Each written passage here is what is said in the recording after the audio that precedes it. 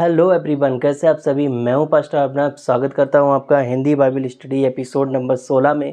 और हम लोग स्टडी कर रहे हैं पवित्र बाइबल की, और ये बिल्कुल फ्री है। मैं आपसे 1 रुपया नहीं लेता हूं और बिल्कुल फ्री में आपको सिखा रहा हूं। बस आपको करना इतना है, अपने सभी मित्रों के साथ इसे शेयर कर दें और इस वीडियो को लाइक कर दें, और साथ ही साथ हमारे चैनल को सब्सक्राइब जरूर कर लें। तो यहाँ हम एपिसोड नंबर 16 में मत्ती अध्याय 4 पर डिस्कस करने वाले हैं, जिसमें हम पद 1 से लेकर 11 तक देखेंगे। तो यहाँ पर हम पाते हैं यीशु मसीह की परीक्षा। और आपको पता है यीशु मसीह ने ये परीक्षा जो क्लियर की है, ये मेरे और आपके लिए क्लियर की है, ताकि वो उपयुक्त समय में हमारी सहायता कर सके। जब हम परीक्षाओं में हों तब वो हमारी मदद कर सके, जैसा कि बाइबल भी बताती है। आइए इब्रानियों अध्याय 2 वचन 9 से 18 को पढ़ते हैं। पर हम यीशु को, जो स्वर्गदूतों से कुछ ही कम किया गया था, मृत्यु का दुख उठाने के कारण महिमा और आदर का मुकुट पहने हुए देखते हैं, ताकि परमेश्वर के अनुग्रह से वह हर एक मनुष्य के लिए मृत्यु का स्वाद चखे। क्योंकि जिसके लिए सब कुछ है और जिसके द्वारा सब कुछ है, उसे यही अच्छा लगा कि जब वह बहुत से पुत्रों को महिमा में पहुंचाए, तो उनके उद्धार के कर्ता को दुख उठाने के द्वारा सिद्ध करें। हमें वो सिद्ध करें, क्योंकि पवित्र करने वाला और जो पवित्र किए जाते हैं सब एक ही मूल से हैं। इसी कारण वह हमें भाई कहने से नहीं लजाता। हमारा मूल कौन है? परमेश्वर।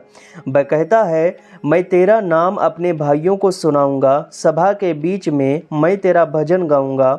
और फिर यह, मैं उस पर भरोसा रखूंगा। और फिर यह, देख मैं उन लड़कों सहित जिसे परमेश्वर ने मुझे दिए। इसलिए जबकि लड़के मांस और लहू के भागी हैं, तो वह आप भी उनके समान उनका सहभागी हो गया, ताकि मृत्यु के द्वारा उसे, जिसे मृत्यु पर शक्ति मिली थी, अर्थात शैतान को निकम्मा कर दे। और जितने मृत्यु के भय के मारे जीवन भर दासत्व में फंसे थे, उन्हें छुड़ा ले। क्योंकि वह तो स्वर्गदूतों को नहीं, वरन अब्राहम के वंश को संभालता है। इसी कारण उसको चाहिए था कि सब बातों में अपने भाइयों के समान बने, जिससे वह उन बातों में जो परमेश्वर से संबंध रखती हैं एक दयालु और विश्वास योग्य महायाजक बने, ताकि लोगों के पापों के लिए प्रायश्चित करे। क्योंकि जब उसने परीक्षा की दशा में दुख उठाया, तो वह उनकी भी सहायता कर सकता है जिनकी परीक्षा होती है। और यही उसका मेन मोटिव था, यह परीक्षा क्लियर करने के लिए। और उसने जितनी भी परीक्षाएं क्लियर की हैं, वो सिर्फ और सिर्फ मेरे और आपके लिए क्लियर की हैं। इसीलिए हम परमेश्वर को धन्यवाद देते हैं। यीशु की यह परीक्षा हमें महिमा तक पहुंचाने के लिए हुई थी। आपको पता है यीशु मसीह को मनुष्य का पुत्र भी कहा जाता है, और मनुष्य के पुत्र ने शैतान को हरा दिया। इसका सीधा सीधा मतलब होता है कि मनुष्य शैतान को हरा सकता है। मैं और आप शैतान को हरा सकते हैं। This is amazing. और शैतान को हराने में यीशु हमारा सबसे बड़ा सहायक है, जैसा कि अभी हमने पढ़ा कि वो हमारी सहायता कर सकता है। आइए हम छोटी सी प्रार्थना करें और अपनी स्टडी की जर्नी को स्टार्ट करते हैं। हे सामर्थी प्रभु, हम यीशु के नाम में तेरे पास आते हैं, तुझसे निवेदन करते हैं, अपने लोगों को परीक्षाओं से बचा, उनकी मदद कर जो अपने जीवन की परीक्षाओं में फंसे हुए हैं। उन्हें रास्ता नहीं दिख रहा है प्रभु, तो उन्हें रास्ता दिखा, क्योंकि तू ही मार्ग, तू ही सत्य और तू ही जीवन है। हम तुझे सारा आदर और प्रशंसा देते हैं। और प्रभु हमारी सहायता कर कि आज बाइबल अध्ययन अच्छे से कर सकें, हमारे मुक्तिदाता प्रभु यीशु के नाम में। आमीन और आमीन। हालेलुया। आपको ये याद होगा, जब परमेश्वर ने आदम की सृष्टि की, तब शैतान ने ईर्ष्या कर आदम को पाप में फंसाया और उसकी परीक्षा ली थी। आपको पता होगा, क्योंकि हम बाइबल में पढ़ते हैं उत्पत्ति अध्याय 3 वचन 6, जिसमें लिखा है, अतः जब स्त्री ने देखा कि उस वृक्ष का फल खाने के लिए अच्छा और देखने में मनभाऊ और बुद्धि देने के लिए चाहने योग्य भी है, तब उसने उसमें से तोड़कर खाया और अपने पति को भी दिया, और उसने भी खाया। तो ये जो पहली परीक्षा शैतान ने ली थी, इसमें आदम फेल हो गया था, इसमें हव्वा फेल हो गई थी। आपको पता है आदम और हव्वा फेल क्यों हुए? क्योंकि उन लोगों ने देखा कि ये जो फल है ये अच्छा है, ये मनभाऊ है और बुद्धि देने के चाहने योग्य है।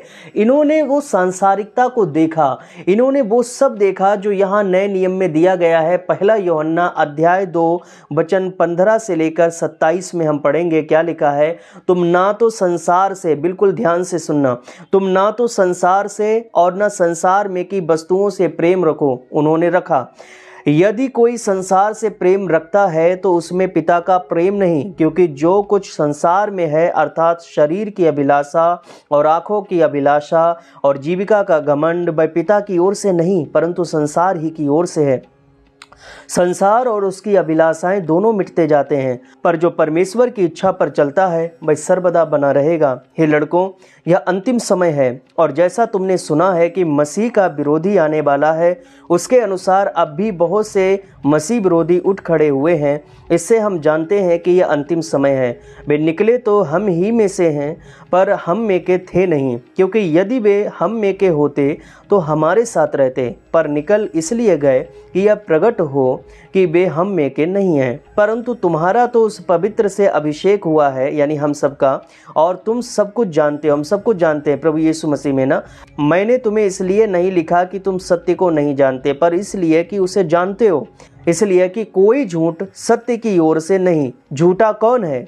केवल वह जो यीशु के मसीह होने का इनकार करता है, और मसीह का विरोधी वही है जो पिता का और पुत्र का इनकार करता है। जो कोई पुत्र का इनकार करता है उसके पास पिता भी नहीं, जो पुत्र को मान लेता है उसके पास पिता भी है। जो कुछ तुमने आरंभ से सुना है वही तुम में बना रहे। जो तुमने आरंभ से सुना है यदि वह तुम में बना रहे तो तुम भी पुत्र में और पिता में बने रहोगे। और जिस किसी ने हमसे प्रतिज्ञा की वह अनंत जीवन है, और जिसकी हमने प्रतिज्ञा की वह अनंत जीवन है। मैंने ये बातें तुम्हें उनके विषय में लिखी हैं जो तुम्हें भरमाते हैं, परंतु तुम्हारा वह अभिषेक जो उसकी ओर से किया गया है तुम में बना रहता है, और तुम्हें इसका प्रयोजन नहीं कि कोई तुम्हें सिखाए, वरन जैसे वह अभिषेक जो उसकी ओर से किया गया तुम्हें सब बातें सिखाता है, और ये सच्चा है और झूठा नहीं। और जैसा उसने तुम्हें सिखाया है वैसे ही तुम उसमें बने रहते हो। और यदि हम उसमें बने रहते हैं तो मेरे प्रियो, आप कभी भी परीक्षा में फेल नहीं होगे, और ना मैं कभी परीक्षा में फेल होऊंगा अगर मैं उसमें बना रहता हूँ। संसार से जुड़ने पर हम सभी आदम के समान परीक्षाओं में पड़ेंगे और फेल भी हो जाएंगे। उसका परिणाम सीधा सीधा निकल कर आएगा कि हम फेल हो गए हैं अगर हम संसार के साथ अटैच में रहेंगे। और यीशु मसीह यहाँ पर दूसरा आदम है। पहला आदम तो फेल हो गया, अब दूसरा आदम यीशु है। अब यीशु चूंकि दूसरा आदम है तो पहले आदम के समान यीशु की भी परीक्षा होनी अनिवार्य है। तो यहाँ पर यीशु मसीह की परीक्षा होनी थी। यीशु मसीह को पवित्र आत्मा जंगल में लेकर आता है ताकि इब्लीस के द्वारा उसकी परीक्षा हो। अब आते हैं अपने टॉपिक पर। मत्ती अध्याय 4 वचन 1 से 2 में हम पढ़ते हैं, लिखा है, तब आत्मा यीशु को जंगल में ले गया ताकि इब्लीस से उसकी परीक्षा हो। भाई 40 दिन और 40 रात निराहार रहा, तब उसको भूख लगी। बपतिस्मा के तुरंत बाद यीशु मसीह ने उपवास प्रार्थना करना शुरू कर दिया था, और यह 40 दिन और 40 रात का था। अब मैं आपको बताऊं, 40 दिन और 40 रात की प्रार्थना केवल पूरी पवित्र बाइबल में हम 4 व्यक्तियों को करते हुए देखते हैं, जिनमें से सबसे पहले हैं मूसा। व्यवस्था विवरण अध्याय 9 वचन 9 और वचन 18 और 25 और अध्याय 10 वचन 10 में हम मूसा के इस उपवास के बारे में पढ़ सकते हैं।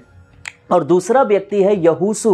उसने भी 40 दिन और 40 रात का उपवास रखा। निर्गमन अध्याय 24 वचन 13 से 18 और अध्याय 32 वचन 15 से 17 में इसका जिक्र है। और तीसरा जिसने उपवास रखा आप सभी जानते हैं, एलिय्याह।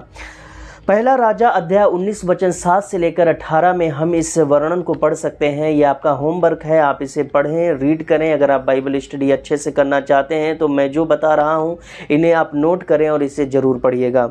और चौथा है हमारा कैरेक्टर जो सबसे महान है, वो है यीशु मसीह, जिसने 40 दिन और 40 रात का उपवास रखा। मत्ती अध्याय 4 वचन 1 से 11 में हम इसे पाते हैं, और लूका अध्याय 1 वचन 1 से 22 में हम इसे पाते हैं। मत्ती अध्याय 4 वचन 3 में हम जाते हैं, क्या लिखा है, तब परखने वाले ने पास आकर उससे कहा, यदि तू परमेश्वर का पुत्र है तो कह दे कि यह पत्थर रोटियां बन जाएं।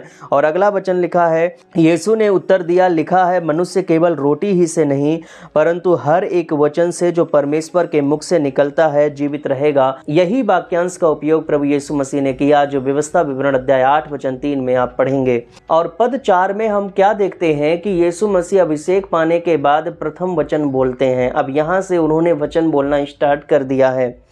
और तब इब्लीस उसे पवित्र नगर में ले गया और मंदिर के कंगूरे पर खड़ा कर दिया।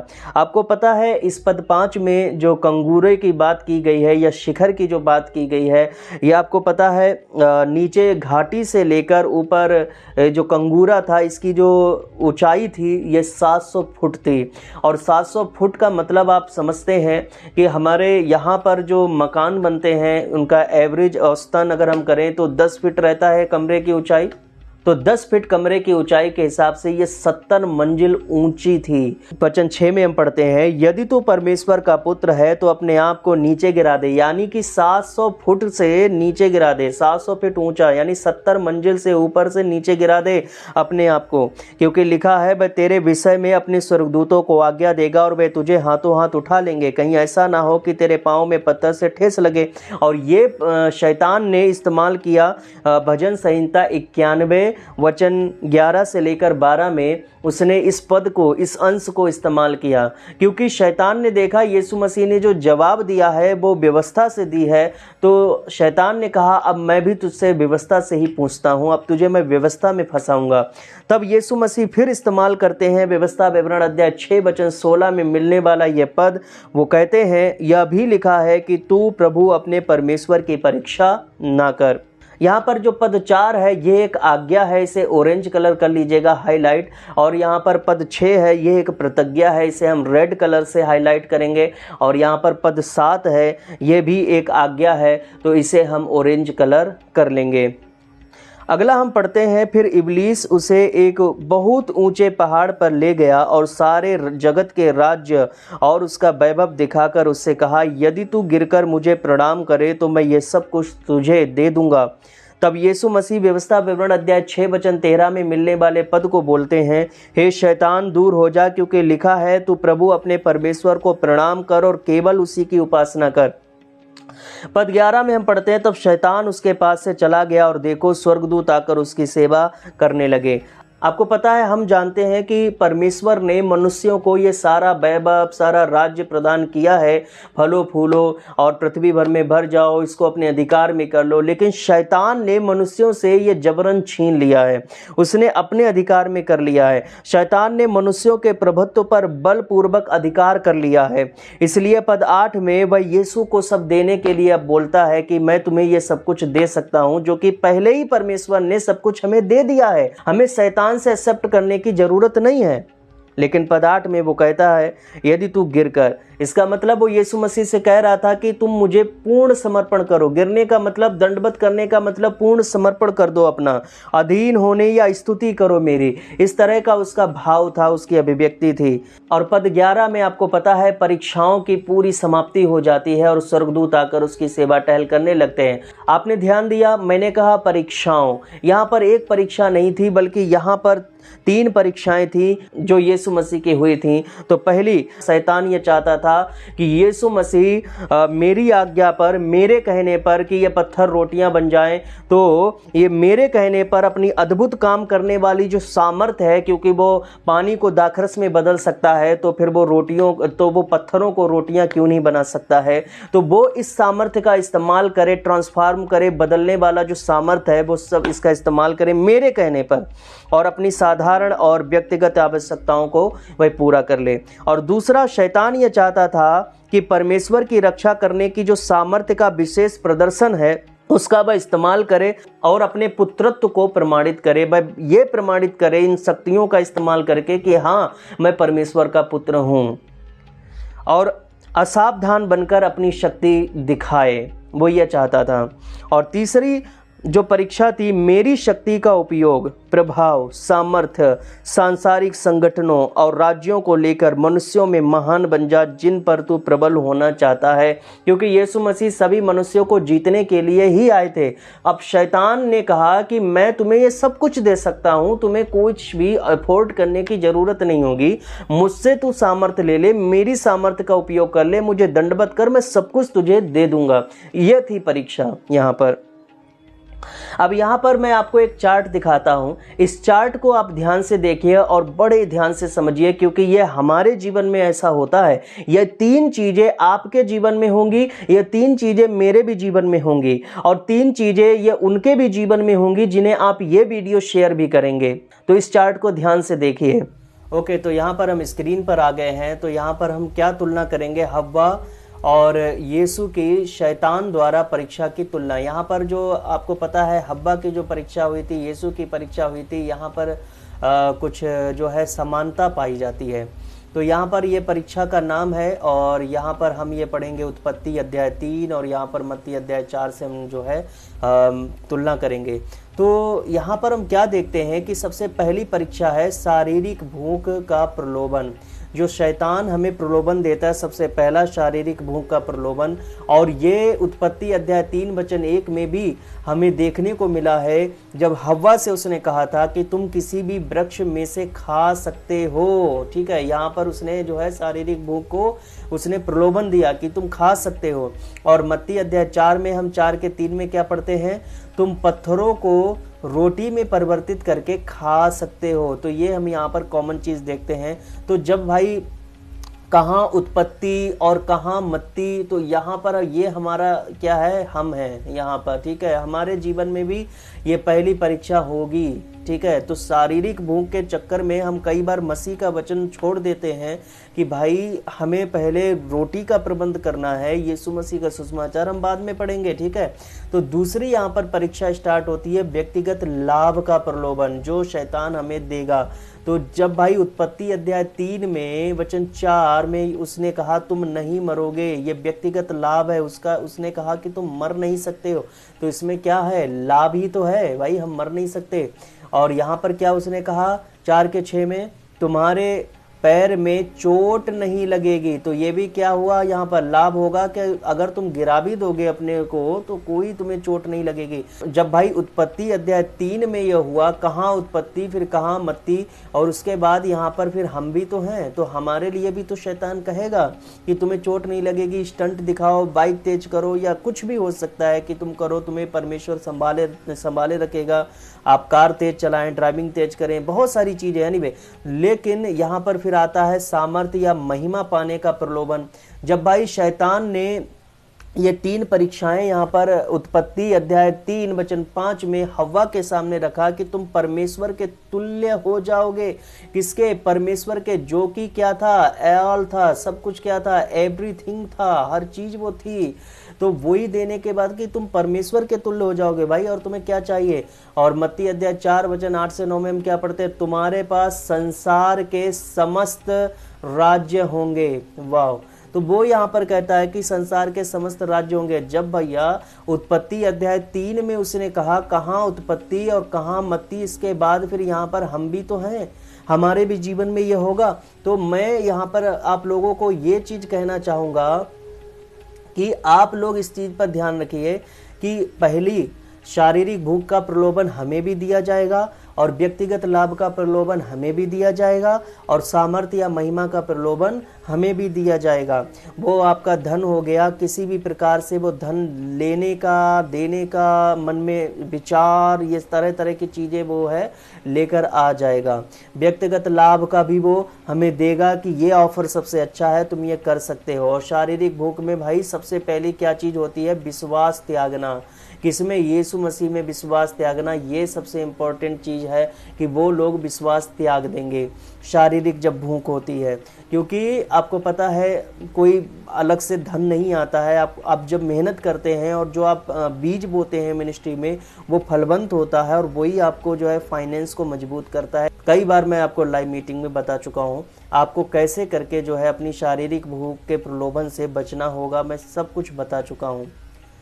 अगर कोई भी क्वेश्चन हो इनसे रिलेटेड तो आप जो है तुरंत हमें कमेंट करें। और ये चार्ट जो है मैं चाहूँगा कि आप इसका स्क्रीनशॉट ले लें। ठीक है, ये बहुत ज़रूरी है। ठीक है, मैं इसको क्लियर कर देता हूँ। ओके, ठीक है, इसका आप स्क्रीनशॉट ले लीजिए क्योंकि ये बहुत इम्पोर्टेंट है, या फिर आप इसी तरह से लिख लीजिएगा। और इन तीनों चीज़ों को जो है आप ध्यान रखिएगा क्योंकि ये बहुत इम्पोर्टेंट है। ओके, तो यहाँ पर ये एपिसोड समाप्त हो जाता है और एपिसोड नंबर 17 में हम डिस्कस करेंगे यीशु मसीह का नाजरत में तिरस्कार, और हम प्रभु यीशु मसीह का प्रचार कार्य पर ध्यान देंगे कि उनकी मिनिस्ट्री जब स्टार्ट हुई तो क्या क्या हुआ था। बहुत ही अमेजिंग स्टडी रहेगी और आने वाले समय में आप बहुत कुछ सीखेंगे। यदि आपका कोई क्वेश्चन हो तो हमें कमेंट करें, हम आपका जवाब जरूर देंगे। प्रभु यीशु की आशीष आप पर बनी रहे। God bless all of you.